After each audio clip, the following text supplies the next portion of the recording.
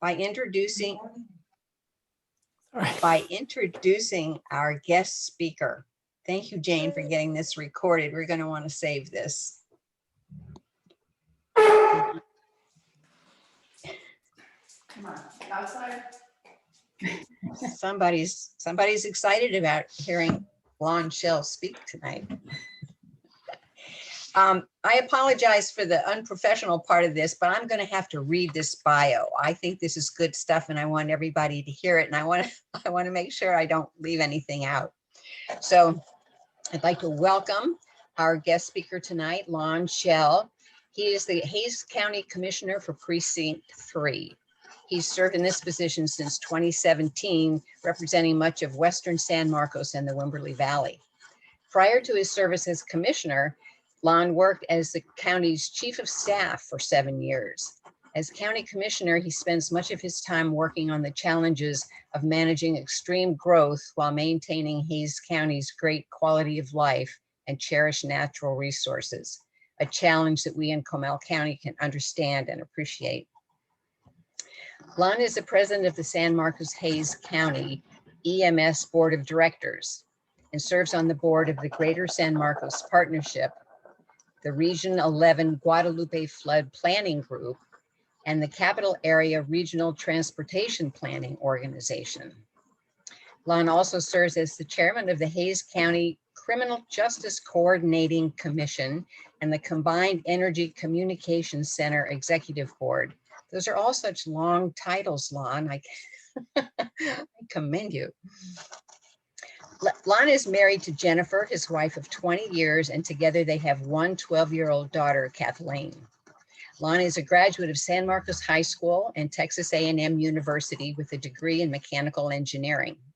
After working in Houston and Dallas, Lon returned to his native Hays County to raise his family, grow a small business, and be near his family's farm and their Santa Gertrudis cattle.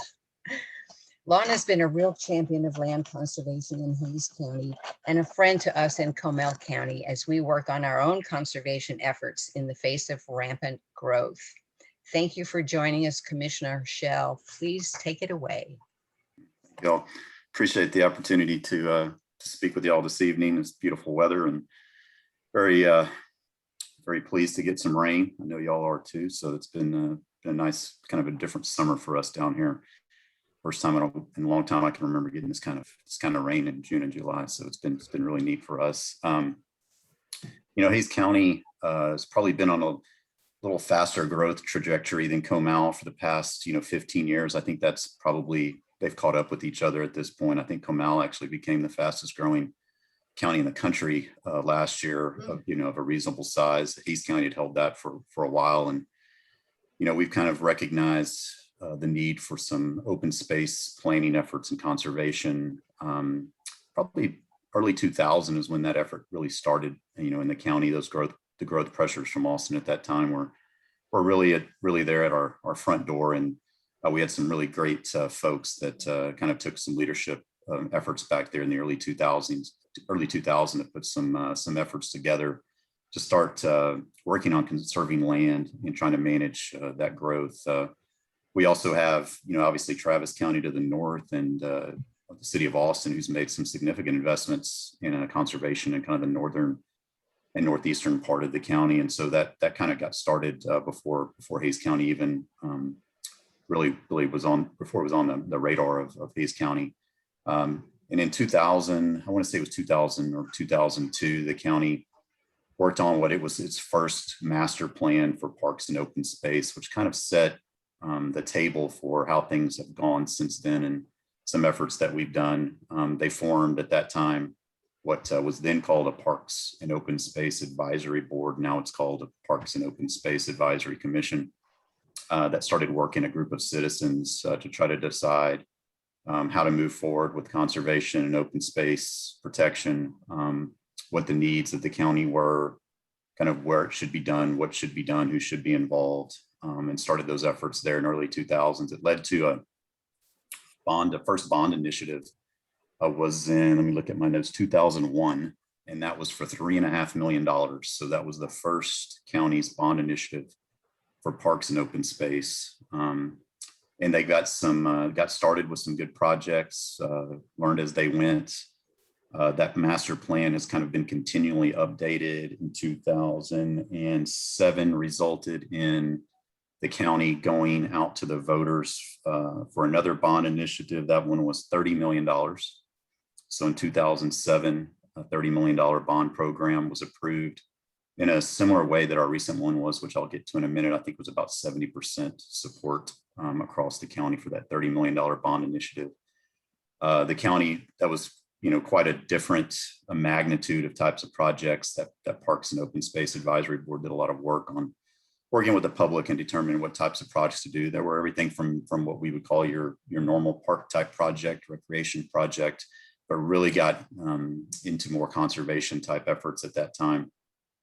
Some results of that were our Jacobs Well Preserve there in Wimberley area was funded with dollars from that bond. And so we really did kind of really jump in with both feet at that point into conservation efforts. As we continued the planning of that from 2007 until 2019, we sort of reconvened the Parks and Open Space Advisory Board, now called a commission.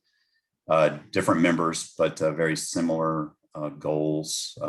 Looked at our master plan, did some updates to that, and eventually came back to the Commissioners Court with a recommendation that they would like to see us go out for another bond initiative.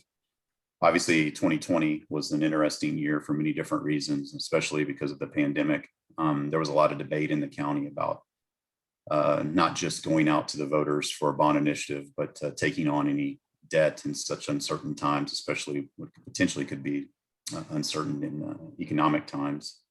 We did a lot of thinking about that. One thing we did realize was 2020 was going to present our voters with probably the largest voter turnout in the history of the county. We knew we had a presidential election. We knew that there was a lot of things going on. We knew we would have extreme turnout. And in the end, the court decided to go ahead and go out to the voters for that, with an understanding that we would be monitoring our economic conditions. And if for some reason, even if approved, we still would have time, we wouldn't have to issue that debt right away, and we could make sure that our finances were in order. And so that initiative resulted in a little over 70% approval.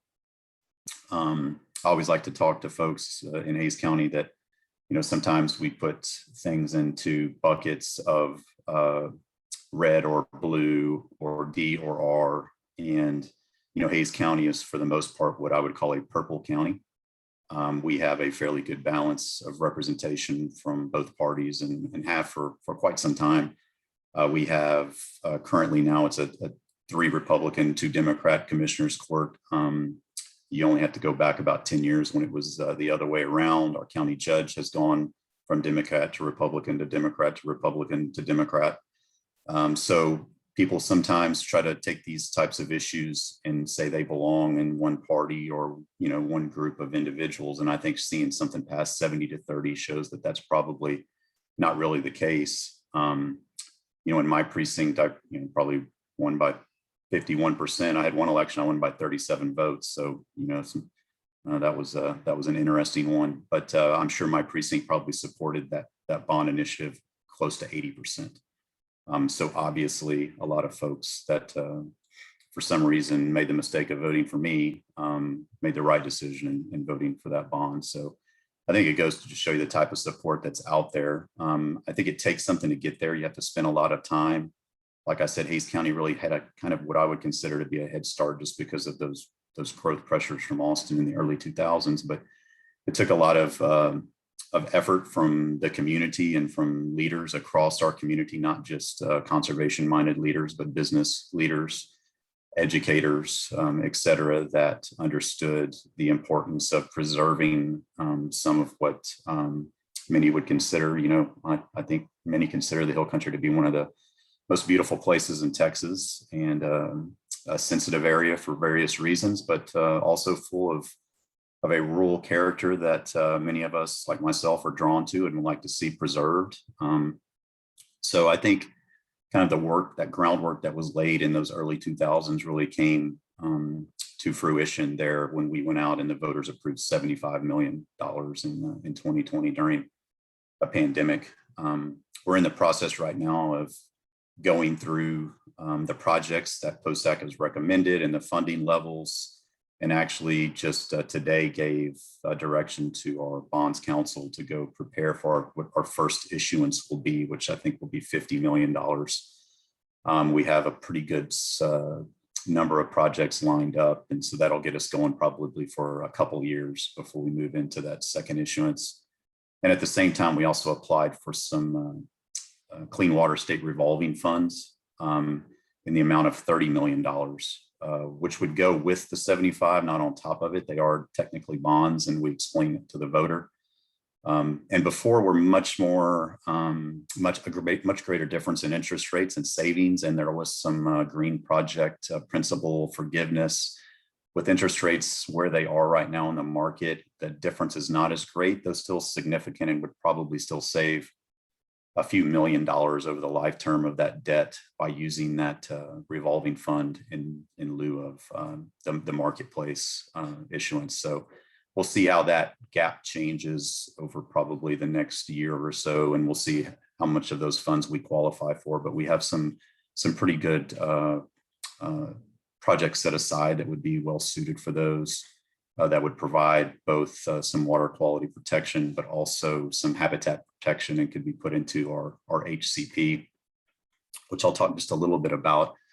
Back in 2013, I believe, is when it was finalized. It was close to probably a 5-year process for the county to start its habitat conservation plan, and I know Comal County has one as well. And so we've tried to use that as a way to conserve some properties. We currently have our main preserve, which is about 700 acres, western San Marcos. It's connected to other preserve lands that were partnerships between the city and the county and others. So we have, I believe, well over 1,000 acres that will eventually be connected. Some of the tracks are not quite connected at this point, and it's a very popular area for hiking and biking right now in San Marcos, and much of it is golden cheek warbler habitat. And we've used those credits. The La Cima subdivision, where that preserve came out of, has used those credits in its development to mitigate for their incidental take of warbler habitat. So we've tried to use that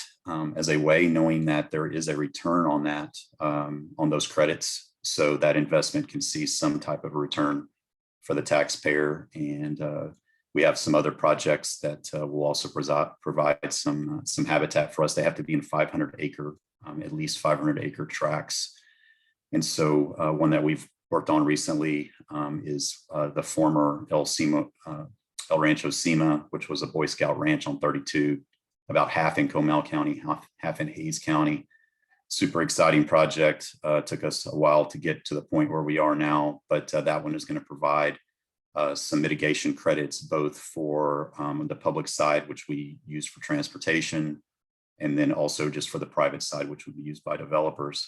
And the first investment in El Rancho Cima was made from a transportation bond that was passed in 2016 by the voters. There was $10 million set aside in that transportation bond for conservation efforts to offset the impacts of road construction, especially new road construction, which for us would be the largest project would be like a RM 150, which kind of heads from east to west connector through the center and the western part of the county.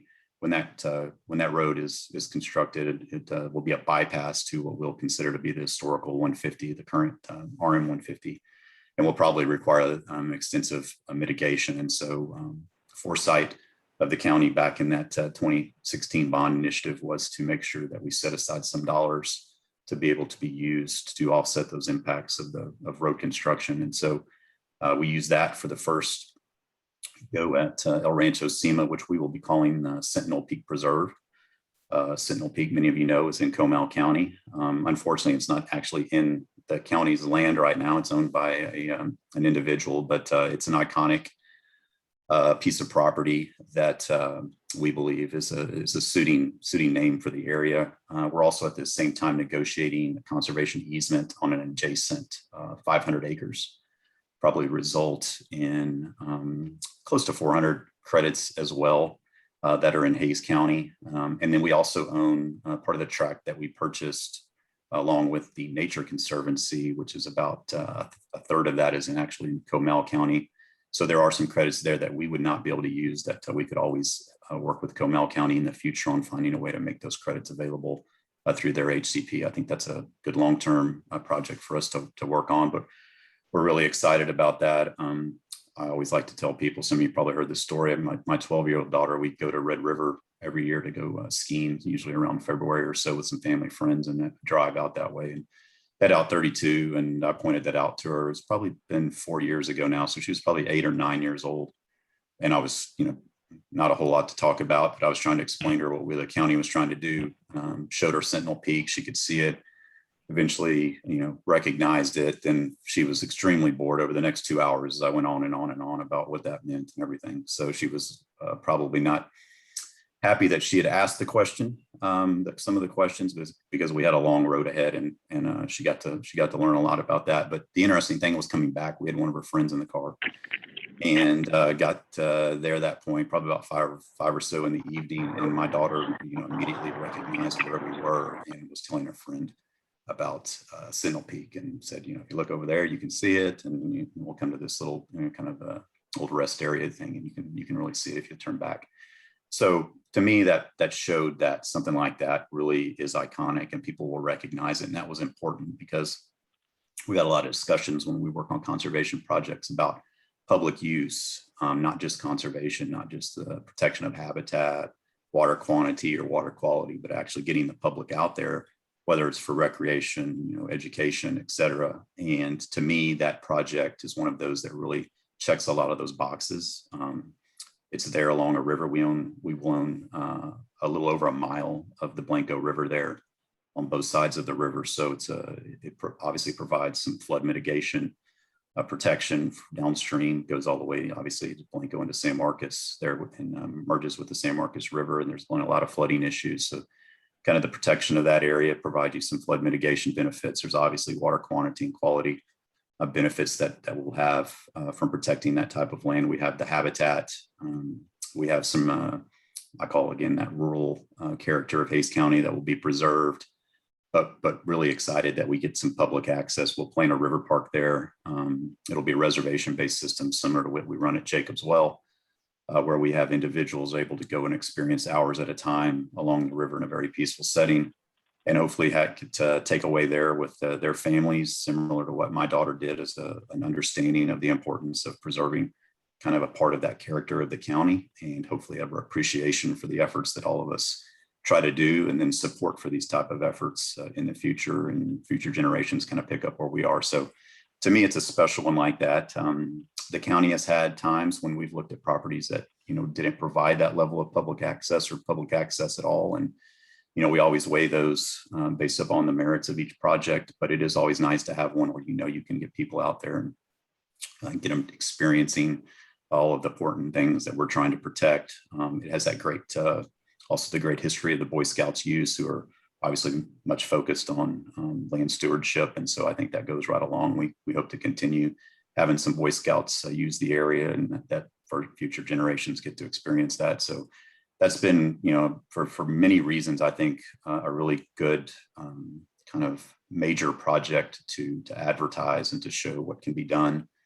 Obviously, land is extremely expensive right now. I think we're fortunate to get those properties taken down when we did, because I know what some of those tracts are being offered for right now in the marketplace, and they're significantly higher. And the ability to use the conservation easement on some of that area obviously saves us taxpayer dollars as well, and are able to conserve land at less than what we would have to do if we purchased it fee simple. So a great project. We've got some other great ones that are part of it, will be part of that 2020 bond initiative that we're all excited about. That's just one that's kind of personal to me, and is kind of interesting too, since it's happening in Comal and Hays. I know we'll get a lot of visitors from Comal County, and probably eventually a lot of visitors from all over. One lesson we learned when we put the Jacobs Well Preserve together, our auditor came to us and had a problem of how do we accept credit cards from foreign countries. That's one thing that Hays County had never contemplated before, of why there would ever be a need to accept a credit card from Russia. But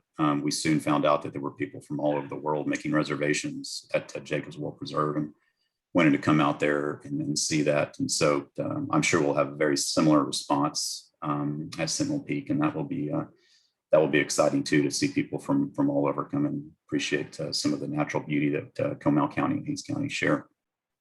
And then kind of initiative that goes along the lines and really kind of to, I think what all this is about is the Central Texas growth, which is unbelievable right now. I remember 2008, leading up to 2008, and what was kind of happening in our area, and even in the county, as we saw a slowdown.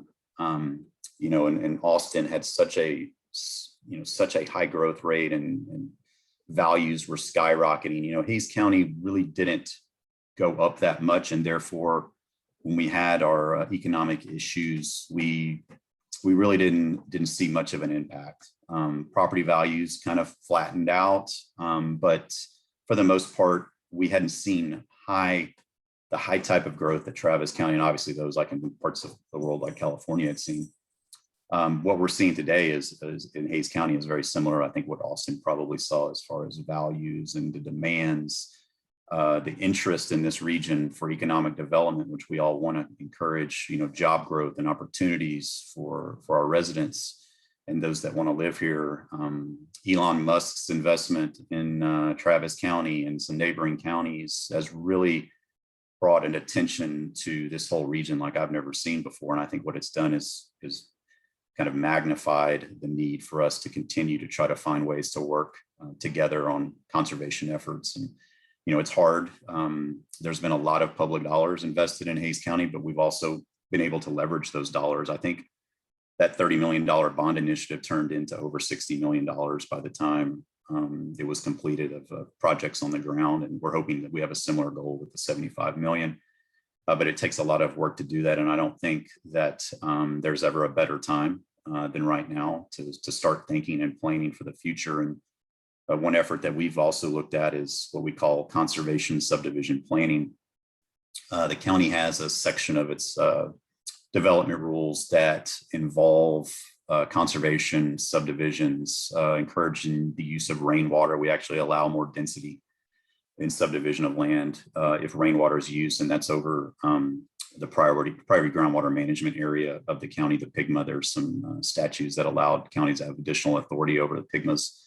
As most of you know, counties have very little land use authority and sometimes find it very hard to manage that type of growth. We have very little to say, very basic rules for the most part. We've taken advantage of some of those statutes involving the PGMA and put together some minimum lot sizing, which in Western Hays County for a subdivision that's over so many tracts, it's a 6-acre minimum. And the reasons for that are groundwater availability. And we share some same aquifers, obviously the Trinity Aquifer that goes Western Hays County and Blanco and Comal counties as well. So that 6-acre minimum lot size for subdivisions of I think it's 6 tracts or more. We allow more density if rainwater is the water source. And so that was kind of one of the only incentives. And we tried to figure out, well, what else is there? What ways could we incentivize development that would also create conservation? We've had some good projects in the county that have some decent amounts of open space with them. And I think we're seeing that there's a demand for that. The market shows that people that move to the hill country want to experience the beauty of the hill country, and they don't want to look on top of each other's fences and everything all the time. They want to actually be able to look out and have a view, and they value that view, and they're willing to pay for that view, obviously, with the way the market is. And so we've said, well, how can we continue to see some development like that? And we brought a firm on, and we spent about a year, which part of it was 2020, COVID, obviously, and required us to change kind of the way we did things. But within the next month or two, we'll be rolling that out and have some good ideas for incentives, ways to potentially have HCP lands within subdivisions. Obviously, if we can get 500 acres or more conserved. And the goal was for someone that wants to do a conservation subdivision development was that they would conserve 50% of the developable land that they plan on creating that subdivision out of. And at first, developers' response was, man, I don't think I can spend the kind of money I'm spending per acre, and there's any way I can make conserving 50% more of that land work out financially. And So we started from that point and just started trying to figure out, well, what ways would we incentivize the developer? Would it be more density in clustered areas, which would result in less infrastructure costs, et cetera, allowing reuse, some creative ways for wastewater treatment, one water type approaches, those types of infrastructure. Would the county consider allowing public improvement districts for those subdivisions, PIDs, which Lacema is a PID in Hayes County, and it allows a developer to finance some upfront costs that are future assessments on those landowners. So we've kind of run through some incentives, and I think we've got a really good idea put together that, like I said, are probably about 2 months away from rolling that out. But we're hoping to have those real earnest discussions with developers, which are all over us right now. Our development services department is the busiest it has ever been. It's they're working as hard as they can, but it's been somewhat embarrassing, I think, for many of us, because the delay in just getting normal things through the county has gotten so extreme. Basic permits that we used to handle in a matter of days are taking months, because it is crazy the thousands and thousands and thousands of homes that are being that their sites are being platted right now in Hayes County, and I know it's very similar to that in Comal County. And so we believe that in some areas of the county would help us maybe get a little bit ahead of that. And it's not just for Western Hayes County. We obviously value our the prairies as you head to the east just as much, and we want to make sure that there's conserved areas and open areas as develop occurs. We've seen, in the recent past, kind of that the western part of the county, Dripping Springs, the high growth area, because they have quite a bit more infrastructure, especially on the water side. We've seen a lot more development. Wimberley Valley, since we don't have that, obviously we can control that a little bit better. It's not quite as rampant, but we're seeing Eastern Hayes County become a prime place for development, especially, like I said, with things like Tesla and all the things that are being done in Travis County. That I think we have to consider also that eastern part of our county, and not forget about conserving some of that farmland and some of those open spaces, so that the type of development that we see will be something that people will want to live in and raise their families in, and future generations will want to be there too. So I think that's something that we've noticed. Obviously, the western part, we have some groundwater issues and some other things that I think make those challenges harder, and maybe move up the time frame of when we have to do things. But I know my colleagues are also very much paying attention to what is really occurring on the east side, especially San Marcos and Kyle, as they grow to east of 35. It's going to put a great demand on the infrastructure of Central Texas. I grew up in San Marcos, and even a few years ago, you rarely would stop on I-35 for any reason, unless there was a major accident. There really wasn't what you would call rush hour traffic. You didn't have to plan on when you were going to get on 35 in San Marcos. Was it 4:30 or 5:30 or something like that? You just did it and everything was fine. You knew that as you got close to Austin, you were going to be stuck for a while. And that's changed now in San Marcos. 35 stops regularly during rush hour. And I know it's similar in Comal County. And it's just amazing to see that, especially coming out of a pandemic. I don't even know that we've seen the real impacts of the growth into our counties that we're going to see over the next year or so. I think it will become extremely relevant to just about everything that counties are trying to do. And I think anything we can do to try to conserve some of our beautiful areas, I think we have to work on that now. So appreciate organizations like y'all that work on this, and it is really a team effort. And Comal County has got some great leadership, good friends with them. I think I saw that Jen was on the call. Just really good leaders that I know have such a great deal of respect for Comal County, just like I do for Hayes, that are willing to have those conversations and find ways to solve these type of problems, and find ways to explain what that means. It took me a while to get my small brain wrapped around this type of stuff, and it's probably nowhere even close to being there yet. I'm still trying to learn as I go, and I'm still especially intrigued on how to finance conservation projects. I don't think we can solely rely on our local governments to pass bond initiatives. I think we have to find ways to leverage those funds. And I think there's opportunities out there I think we're seeing a lot of private funds go into conservation, and you've seen some of the major projects the state of Texas has done over the years that involve a great deal of private and philanthropic funds. I think we need to work on building those relationships with our, our land conservancies and those leaders of those conservancies to find ways to leverage those local dollars so that our taxpayers can understand that they're not taking on the full brunt of that, that it's shared. And also that the cost of that is not just a burden on those that have been here, but will be shared by those that are moving here. And as much as I don't necessarily like debt, I guess I don't like debt. I wish that there was ways to do things without financing these type of projects. I think one benefit that there is to it is that it does spread that responsibility, that financial responsibility out to those that are just now moving here, just as much so as it does to those who have been here.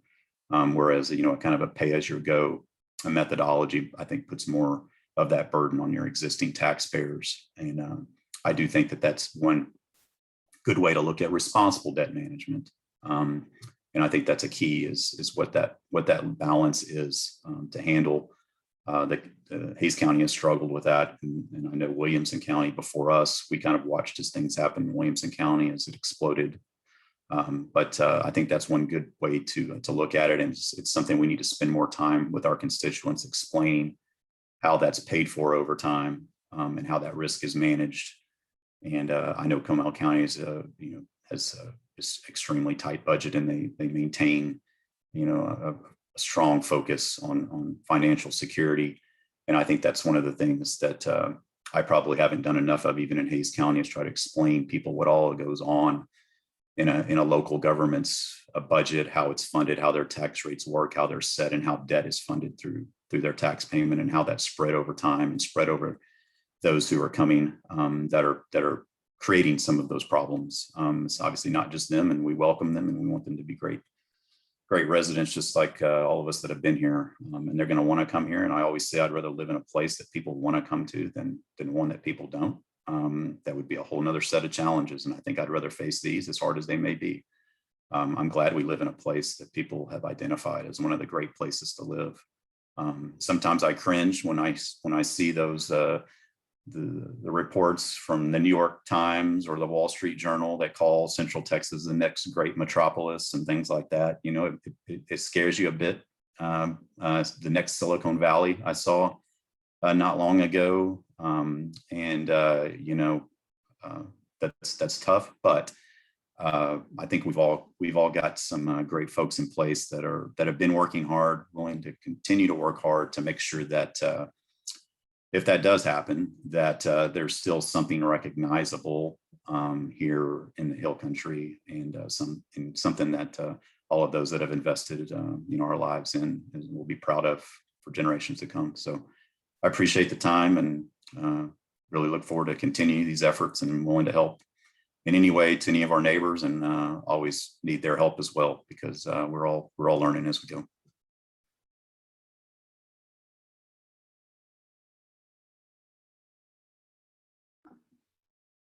Thank you, Commissioner Shell, for sharing that. Really useful and inspiring information from Hayes County. Appreciate that a lot. I don't know where Elizabeth is, but we have a number of listeners, and I want to provide an opportunity to ask some questions of the commissioner. So unmute yourself if you do. You could also put questions in the chat. So let's take a look at that.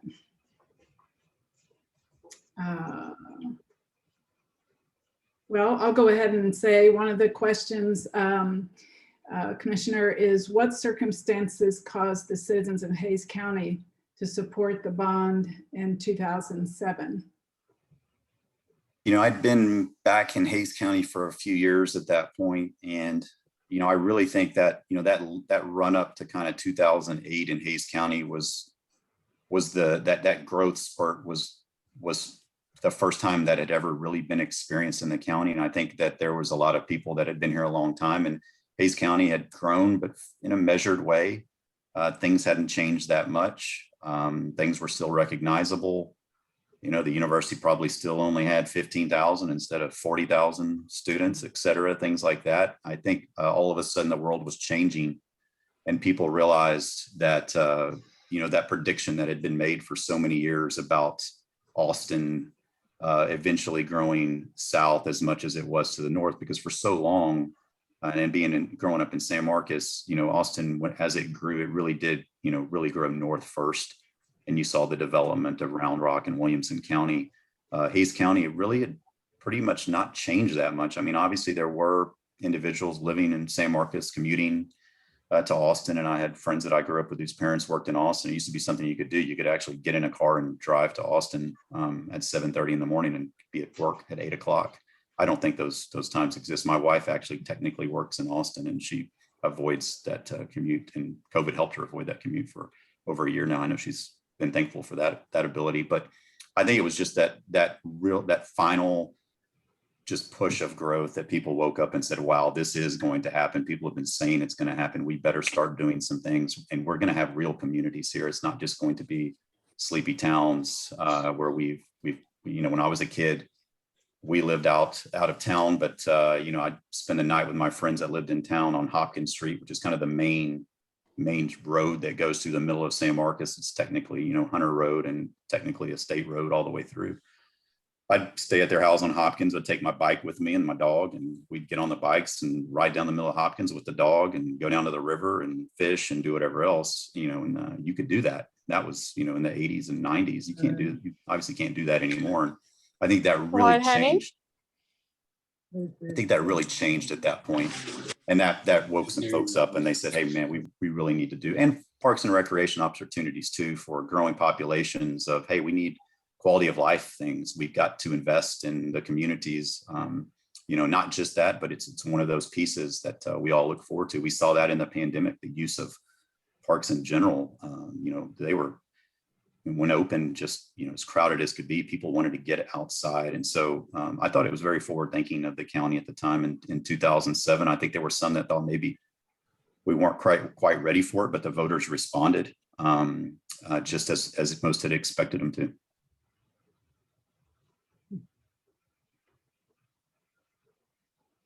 We have another question. Comal County's mitigation points are going to other counties. Can someone explain why? And do we need a specific acreage? I can say a little bit about Hayes County. And, you know, the tough with the HCP and the credits, you know, is that initial investment. And when the county built their HCP, and I'm not sure what Comal's is, but we have a credit fee of $7,500, and it was supposed to increase, I think, every year by $500 or something. And we technically never really increased it. We're about out of credits. But how we got started was that partnership with La Cima, which is where our 700-acre preserve came from. And if not for that, that would have been very hard. At the time that HCP was approved in 2013, you could buy land for about $15,000 an acre, western San Marcos, that was prime warbler habitat. And that was, you know, good land to consider, built some preserves on it, you know, trails, you get some passive public use and things, so in near populated areas. And so that 7,500 was kind of set there as, you know, it's about half. And if you were able to do an easement, then it would probably fund it. But even at that, at 15,000 an acre or 7,500 an acre, let's say it's a 50% value for putting in an easement on it, and then you could sell the credits at the same price and technically break even. Coming up with 500 acres times 15,000 is a big step for a county of our size, same as it would be for Comal.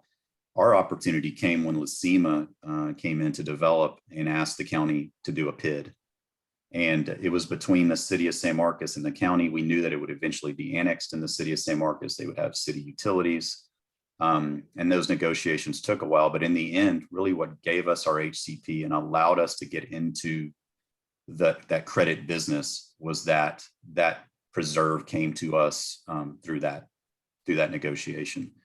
Without that, it would have probably taken longer. We did have some land as part of that 2007 bond that could have been used at one time. There was, I believe, even a contract on a portion of property but that was going to take a large chunk of that bond just for that first preserve. So we were very fortunate in how that came to us. And now once we've started going, we've had some other opportunities, obviously El Rancho Sima. And the good thing about El Rancho Sima is, though that river tract was definitely not cheap by any way, that is far enough out where that land is still hard to imagine me calling it affordable, but in the world of habitat, it technically is, especially with the 500 acres that we'll have an easement on. What we will get for that is a really good value for mitigation credits. And so I would just say that it's hard to get that initial one going. And also it's nice if you can build onto existing preserves. And I think Comal is similar to us. It has to be 500 acres. It doesn't have to be 500 acres of credit, but it has to be 500 contiguous acres of preserved land. And so if you can start somewhere and then build on it, it can be a little bit easier. And especially if you can partner with others, like we've been able to partner with the city of San Marcos. It's always nice to have other people involved to get it going. But it's the first step is extremely challenging and very expensive.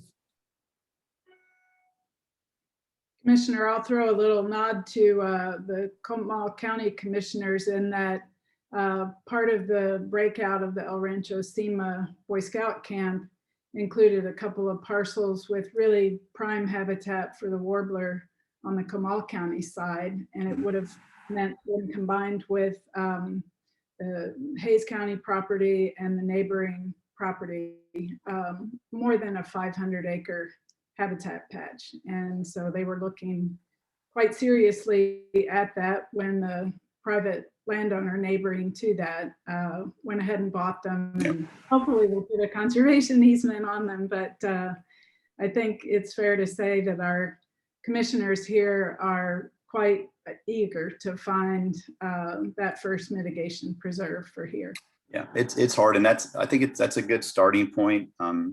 I know there's a lot of demands in Comal County, and it is good because there's conserved land there, and that there's plenty of land that is now owned by a conservation-minded land owner who will have a conservation easement on their Hayes County portion. And so, it might be something that there may be less of a resistance from, those type of negotiations with landowners because of that experience. And hopefully it makes it a little bit easier if that's a goal that is decided on. And then, like I said, we technically we'll have 150 or so acres in Comal County that we own that can be technically called a preserve in Comal County, and those credits could be offered. That's just something that we all would need to work on and talk about. I know that there's interest in having those discussions, and we're very happy to do that. We see a great deal of value to that, to keeping those credits locally. That's one of the benefits of the HCP, is that you see those dollars invested in your local community to conserve land. And so I know no one wants to see development, especially dense development, occur and then see no benefit of those actual mitigation credits being invested in your local communities. So that's something I'm always willing to work with our neighbors on. Right. That ties in with one of the questions we have, which has to do with, have you and your colleagues in Hayes County ever exchanged information with Comal County commissioners who might be looking for experience-based suggestions on how to deal with the explosive growth? And I think I know the answer to that. Yeah, definitely. Yeah, absolutely. Yeah, it's I know commissioners and judges across the state from running into them at conferences and things like that. And so I know most. I think I know our Comal County, my Comal County colleagues probably better than any, just because we are close and we're in such similar situations. And I think will be for some time, to come. And I've got a great deal of respect for Comal County. When I was trying to think of all of the folks that I grew up with and went to high school with, and those of us that have either remained in this area or have moved back, I bet the majority of my friends live in Comal County now. It's just, so I can understand the demands for people to live there, but I've got a great deal of respect for them. And I know they're doing a great job. And I think there's going to be some good opportunities to come. But yeah, we share ideas on many different issues all the time. And I know Commissioner Crownover is a leader in one of the county organizations now, the president. And so I know she gets to speak with the county commissioners facing these type of problems all over the state. Right. And Commissioner Crownover is on the call. So if at any point she wants to share in this dialogue, I hope she will.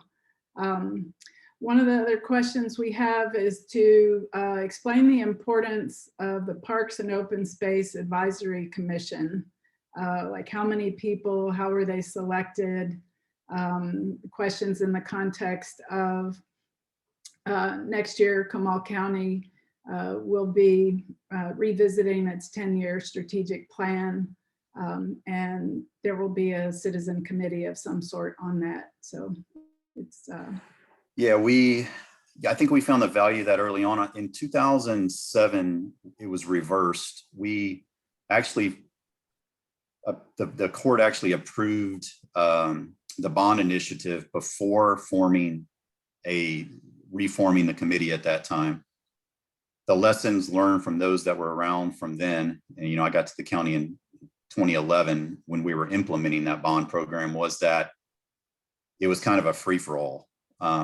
You got 30 million sitting there in a bank, and now you're going to go see how you're going to do it. And it took a while to get it organized. It was a very large citizens committee. I want to say it had close to 30 members when you added in some staff from the county.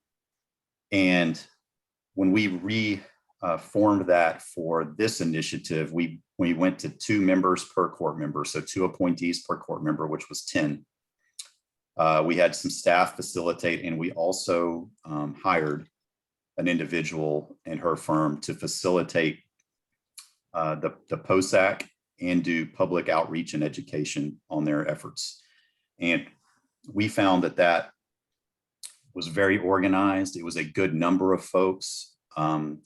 We put some, they developed forms, submittal for forms if you're interested in a project. Let's say you're a city, not-for-profit, somebody that just wants a baseball field to be updated, someone that not-for-profit that runs a local sports organization, to a land trust, to a property owner that has a ranch that would be interested. You could fill out this form and get in front of POSAC and decide if you wanted to submit an actual project. And it was very equitable, and they had scoring criteria. It was transparent. And they discussed the goals and conservation versus public use versus all of those things, versus water quality protection, water quantity protection, flood mitigation, all of the things. And they explained it very well and had different criteria that they would use to consider what types of projects they would recommend. And again, those are just recommendations to the court.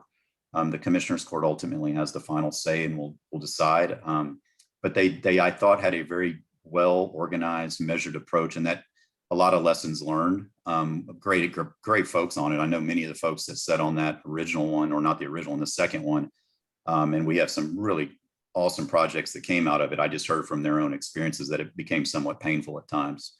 And we made sure that we were a little bit ahead of that. So we reversed it this time around. We formed the POSAC before we even decided to go out for a bond, and said, well, let's let them go work on what we've done, what our master plan says we're supposed to be doing, and let them come back with some recommendations on how to move forward with what that plan asks for. Go back and look at the 2007 bond and those projects and try to see where the successes were and could we duplicate those successes. And so they came back with recommendations, and ultimately the recommendation was, we think it's time for the county to consider another bond initiative, if not now and in the near future. And that led us more to start focusing on the bond.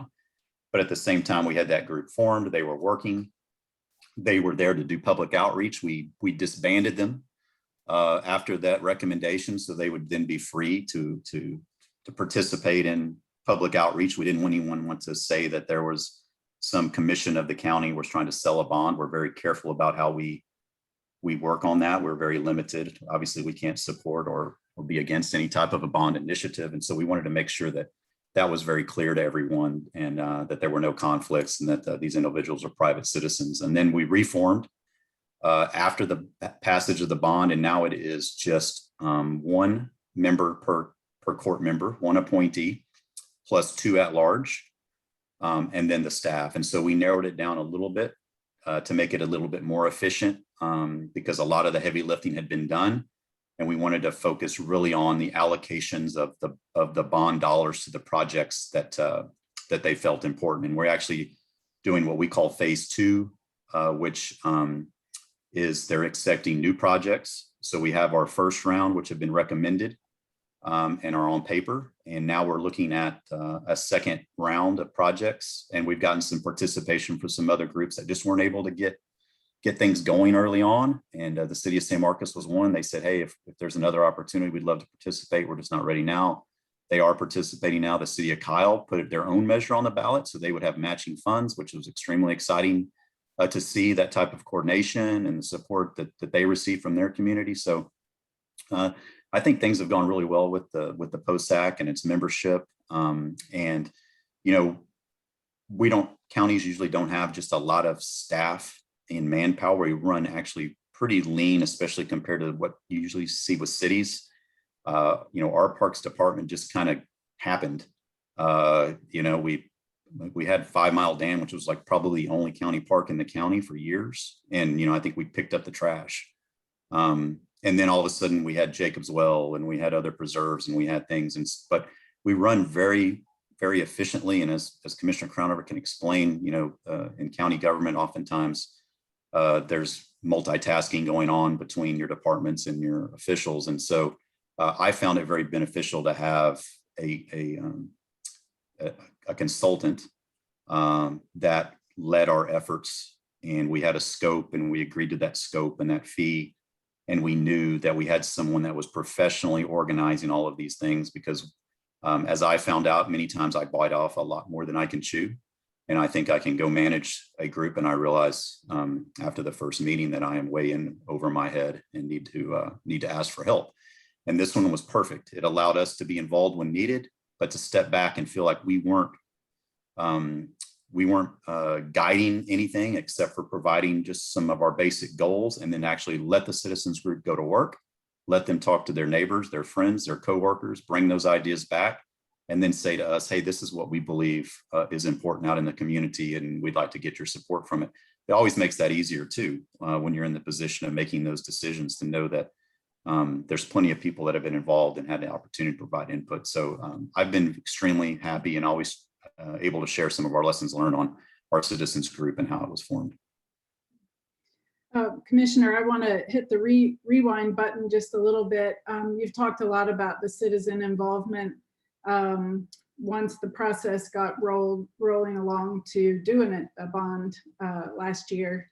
What about the citizen involvement in getting to the point of having the county be interested in passing another open space bond? How much was it citizen driven? And also maybe in the 2007 bond push, how much of that was initially citizen driven? It was heavily citizen driven. I think 2007, when time flies by, as we all know. It's 2020 or 2019. We're looking back at 2007. We had probably 3 transportation bonds in that period of time. And I think, people are starting to say, hey, this is great. And obviously we're glad that the county is thinking about transportation so that we can actually get from, a mile within 30 minutes around here. But at the same time said, hey, what are we doing about the other side of things? And so I believe it really did come from citizens. And we're fortunate. I'm sure Comal County is the same. Many of you on this call here, we have a lot of experts in our area on these type of issues that we rely on. We have individuals that are very involved in the county that work for conservation groups. It's their profession, and they can speak the language that I can't, and they can go and explain things to people at a whole different level in a very professional way. And so, I utilize just the local talent that we have, which I find is really unbelievable. I mean, it's just, I'm always amazed, especially the area that I represent, of, the level of expertise that we have in our communities and people that are willing to be engaged. I've always said this to folks. It's it's always hard to represent, a diverse group that is never going to agree on every issue. You just do your best. You try to make the right decisions. But it's always easier when people are paying attention and invested in their communities.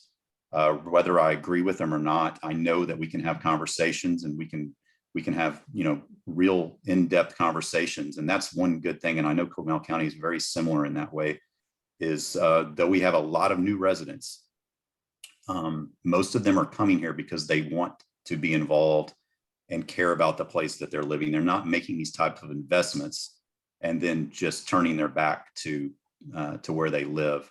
They're busy, of course. You have to find ways to engage them. And, we're all struggling with that, raising our families or, taking care of the things that we have to take care of. But I think one thing we have that maybe some others don't have is that not just those of us that have been around a while are paying attention, but those that are moving here are very engaged in this community and came here for a reason. And they want to see it stay as close to that way as possible, just like we do. Commissioner, you're kind to put us on par with with Hays County in terms of the numbers of people and organizations with expertise in these matters. We're cultivating that in Comal County. I believe the Comal County Conservation Alliance is the first nonprofit organization, citizen-driven, whose focus is exclusively on these issues. It's not to say that some of the other groups here for a long time have an interest in the issue, but I know a lot of the colleagues in Hays County from the different groups, and there's quite a depth and breadth of organizational expertise there, which I think has served you well, and we're trying to catch up here in Comal County. Let me go to some of the questions that are still on the chat here. What strategy did the commissioners use to sell the various bonds to the voters? We utilized our consulting team for the education outreach. All of our bond initiatives, transportation, parks, and open space have always, I think, have had increasing levels of outreach. When I look into the past, I was looking at one of our previous transportation bond documents one time, and it was kind of a pamphlet. And for when it was done, it was probably for county, way out there. It was probably like, wow, this is something really informative about the counties wanting to, get us to approve $40 million for roads. And look, it's got a little map on it, and at that time, it was probably really well done. Looking in the past, it looked fairly primitive. There probably wasn't any website involved or anything like that. There probably were no real meetings, public type meetings, or no comments were collected and things like that. And I think we've continued to learn how best to do that. The biggest challenge we ever had, and I know Comal County's faced these same problems, are, when you're doing initiatives that aren't necessarily something people want to pay for. And I'm going to use the jail as an example. When you're going to try to get your voters to approve millions of dollars to upgrade or build a jail, you better spend some time explaining why, because it would be very easy to say no, no, thank you. And so we learned a lot from that. That was kind of in 2016, we had that and a transportation bond on the ballot at the same time.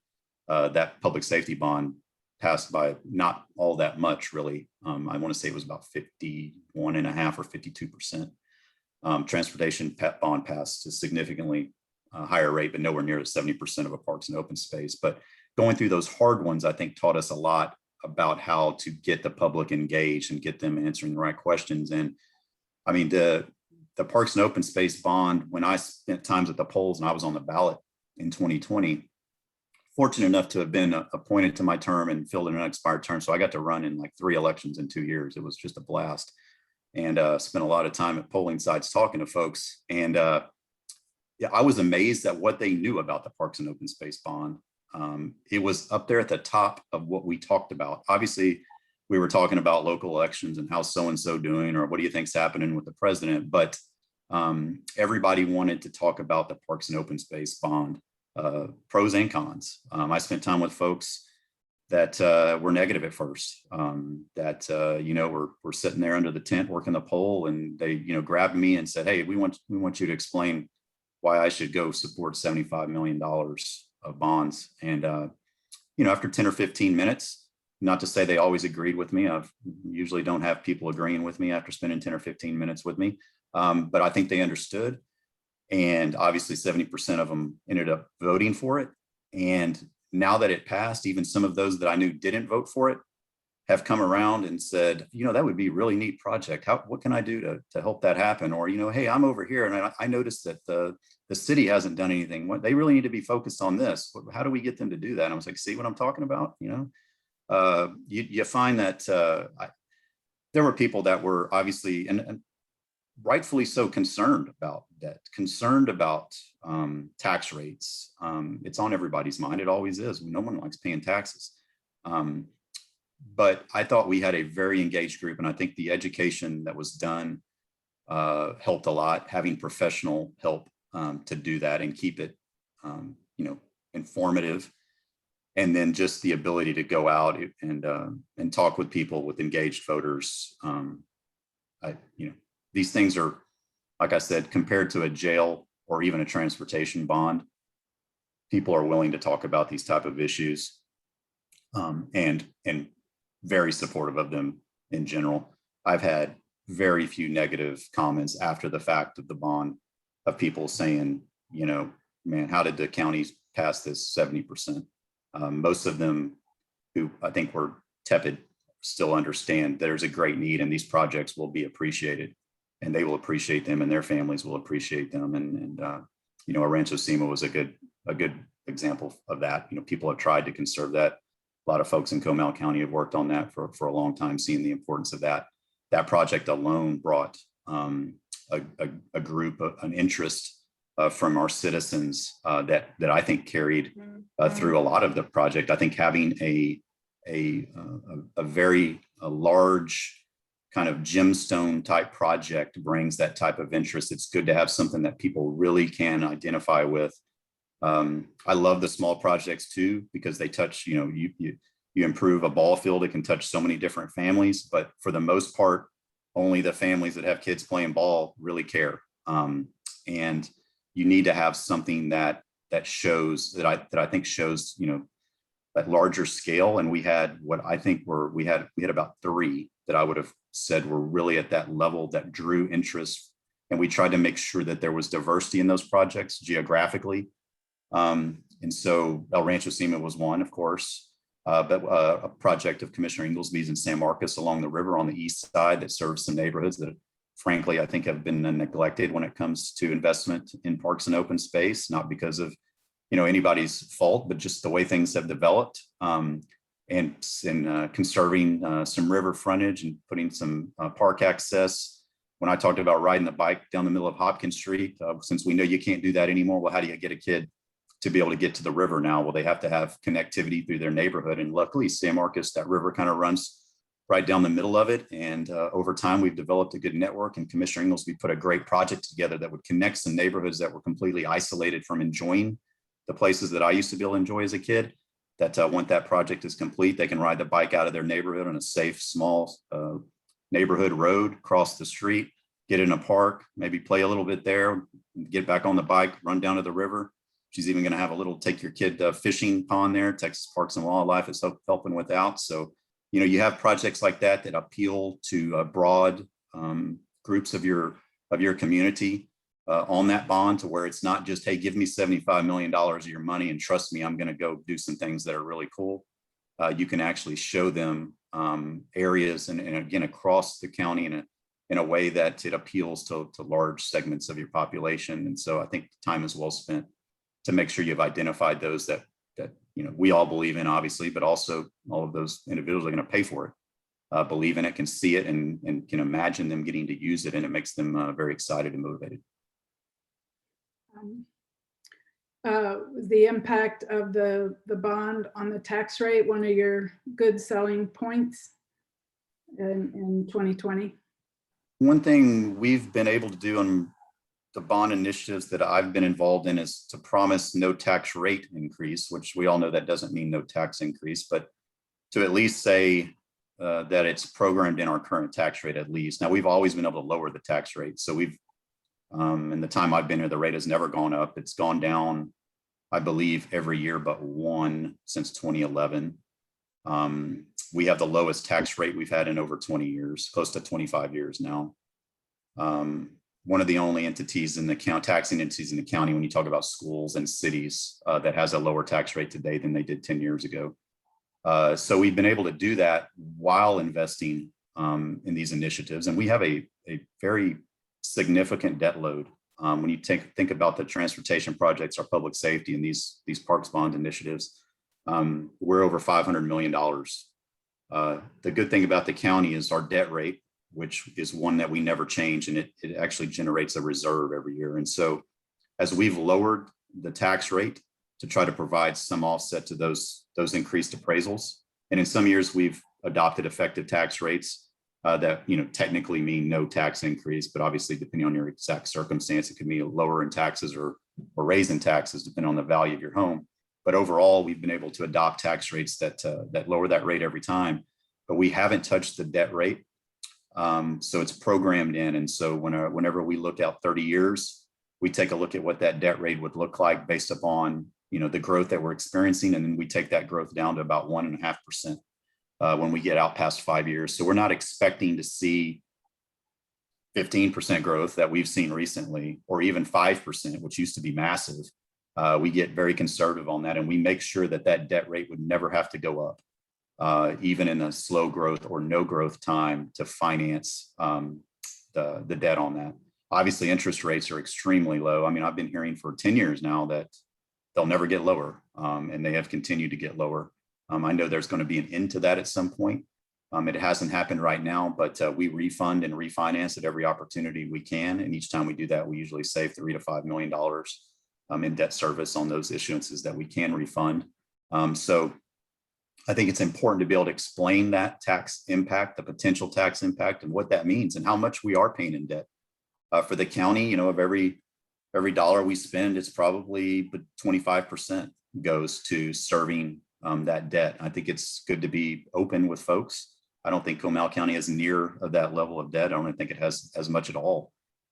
So that's a hard discussion for us, is to explain to someone what that means, what the liability is to them, how that's paid, what that means potentially to their taxes when it's all said and done. And I know Commissioner Crownover experiences this in April timeframe when those appraisal notices go out.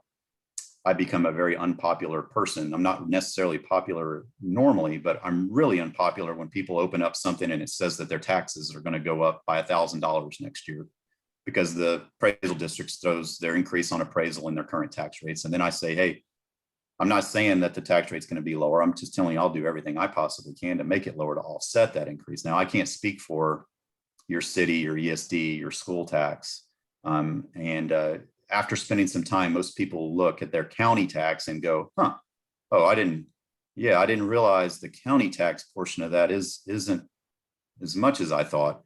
And I've had conversations where I'm talking with someone, I'm like, okay, sir, let me pull up your, what's your address? I'm going to pull up your appraisal notice. Let's talk about this. I'll be upfront with you. I'm going to tell you exactly what I think about it. And I'm like, I always tell them, I don't like paying taxes. I wish there was a different way.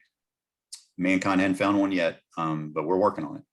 And, here's what you're paying in county taxes. And in the end, they start understanding. I'm like, here's what you're paying in debt. It's $100 a year is what you're paying in the dirt debt service of your county debt.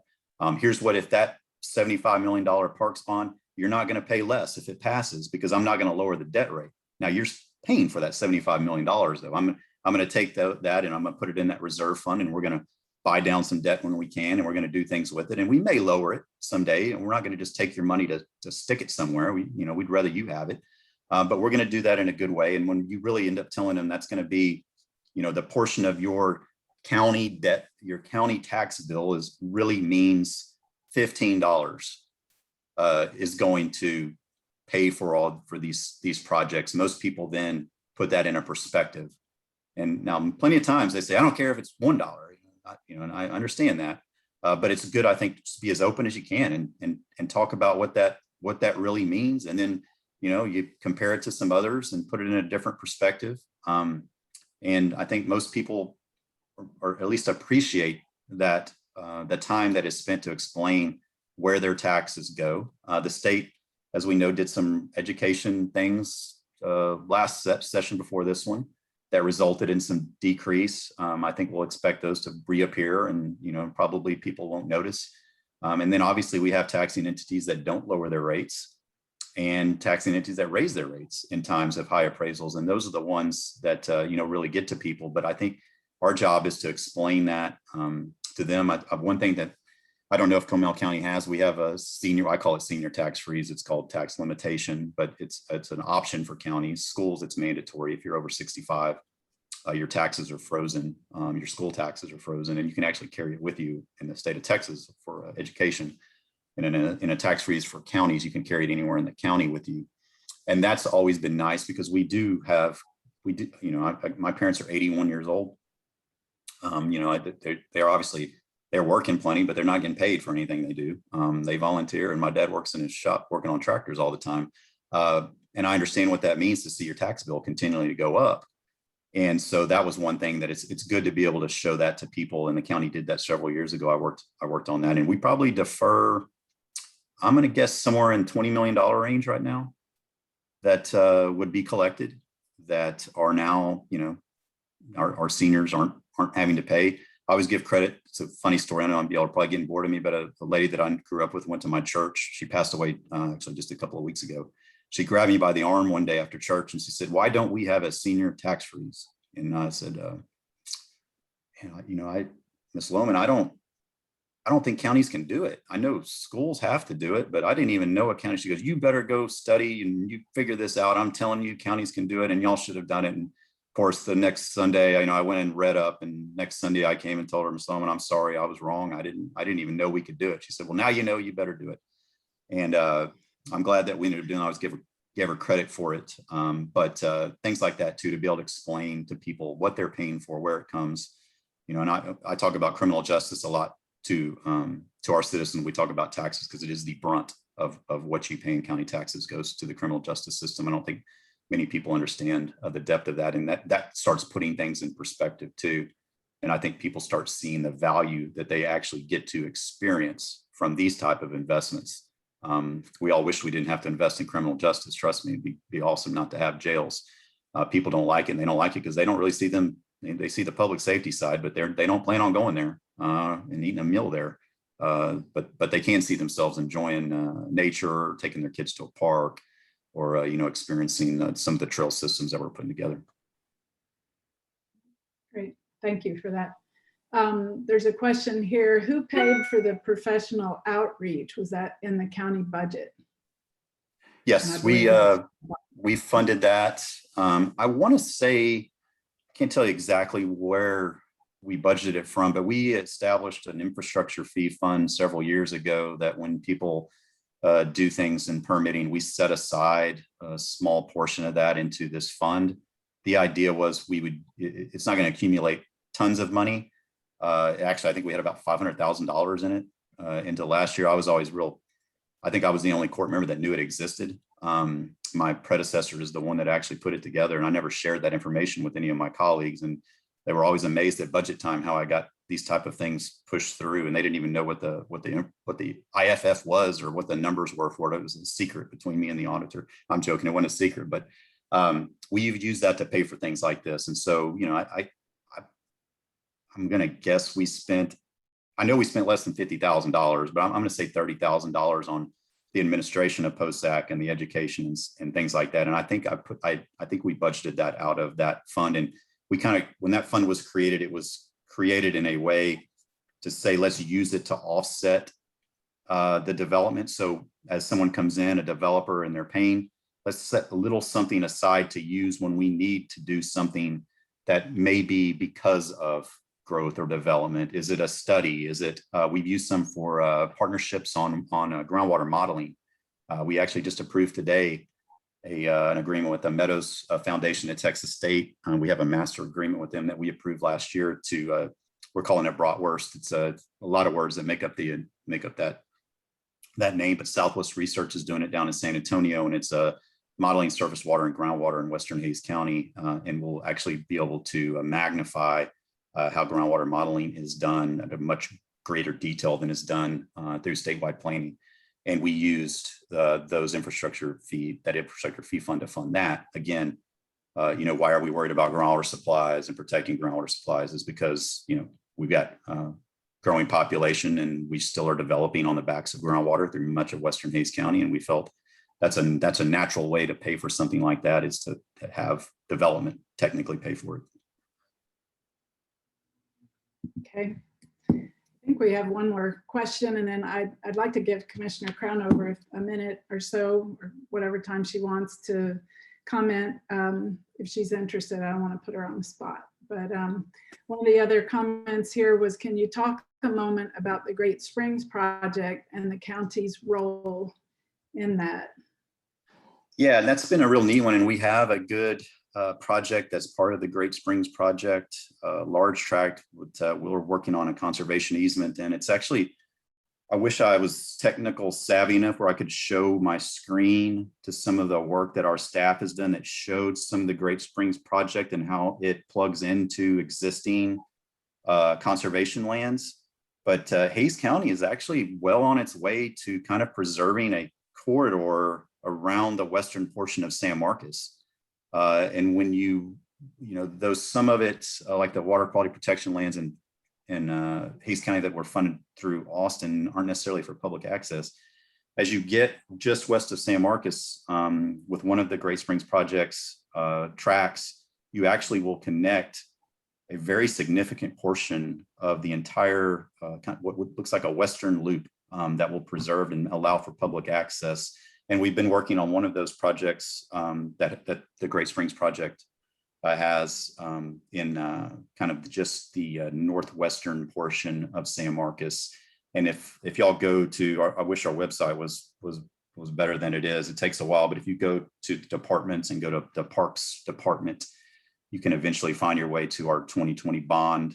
And eventually you'll click on kind of the projects, and it goes through, and all of those conserved lands are kind of in a map form, and you can kind of zoom in. And when you zoom out, you really see what really is really a neat starting point for Hayes County's involvement with the Great Springs project. Great, thanks. Well, Jen, I know you and Lon are friends, and I'd love to give you a minute to chime in if you'd like to on behalf of Comal County. And if not, then we'll pass it back to Elizabeth to wrap things up. But would you like to? Well, thank you, Helen. And I apologize for the noise in my house at the moment. It's kind of a house full, and it's dinner time and all the good things. But I do appreciate Lon not throwing Comal County entirely under the bus, because we're late to the party on this. But he's been very kind, and Hayes County has truly been trailblazers in this.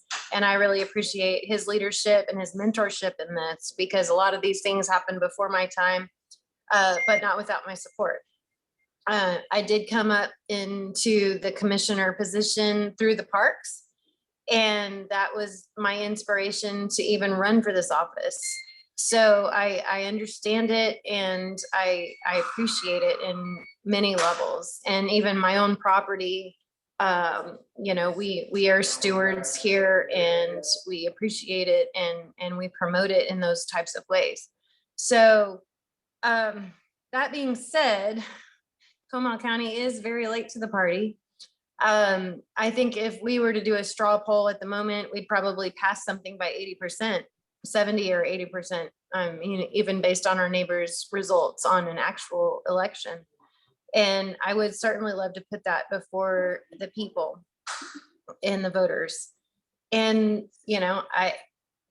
court is comprised of 5 people, and you have to win 3 votes. And it's definitely a difficult thing, especially when more than half of your entire county budget is unfunded mandates that are passed down by the state and by the legislature. And then they also pass down limits in how you can increase your tax rate.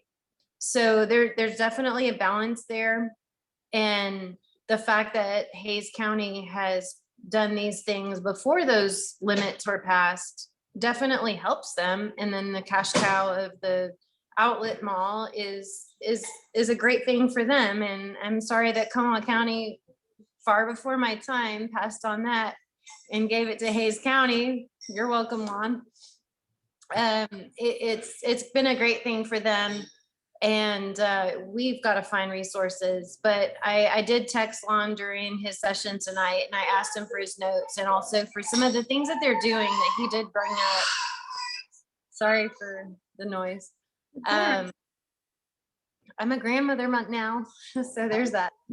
But you know, I would love to see what they're doing as far as enforcing any types of, not limitations. I mean, they weren't limitations that he mentioned, but incentives for their developers as far as the green space and stuff. I would really like to see that, because if there's something that we can do based on statute in Comal County, I would love to make that happen.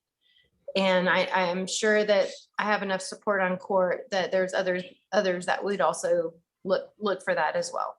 So yeah, I just need to pass you around the chaos, just so you know all the noise that's happening, and they're hiding now. And we have a baby. Hang on. So Yes, there's a newborn and all the good things. So there's my life.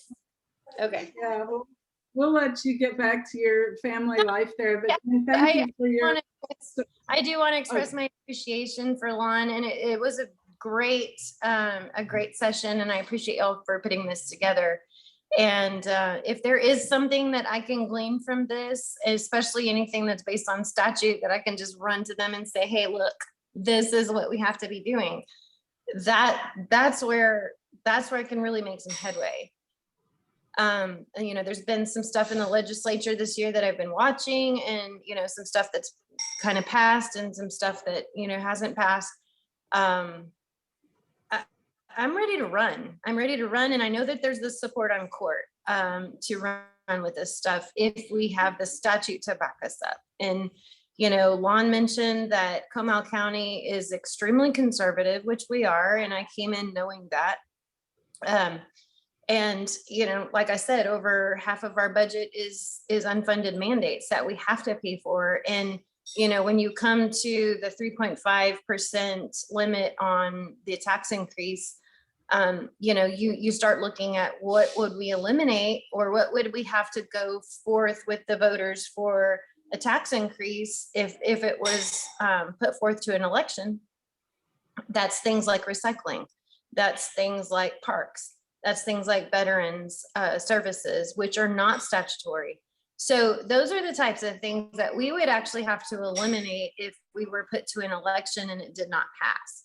And that's disturbing to me, because those are some of the things that touch the public in the most immense and in intimate ways that I couldn't stomach not having those things for our public. So it's a very delicate balance. And when you come from such a conservative standpoint and such a conservative track record, you kind of put yourself in a corner.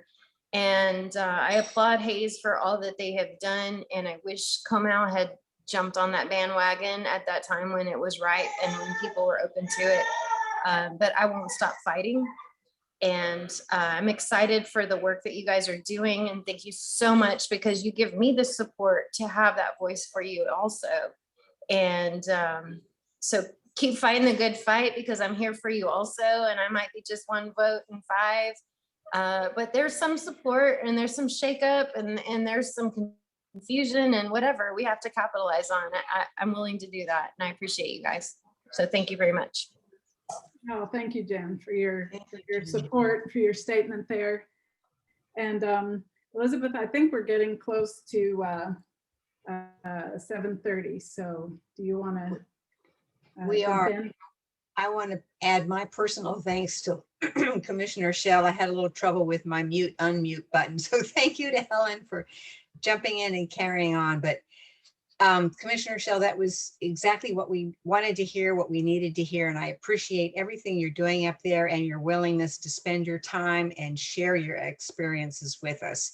You are truly a friend of Comal County, and please know that we're here for you too. As Jen said, if there's anything that we can do for you. Well, Thank thank you y'all. again. And yeah, thank you, Wonderful. Commissioner, too, for being on, and appreciate you letting me speak with some of your Comal County folks. And I had a good time. I could talk about this stuff for hours, and I know y'all got other things to do, but I'm always open, and I'm always willing to learn too. I've learned a lot from several of you on this call already. So anytime that y'all got things to share, I'm always there.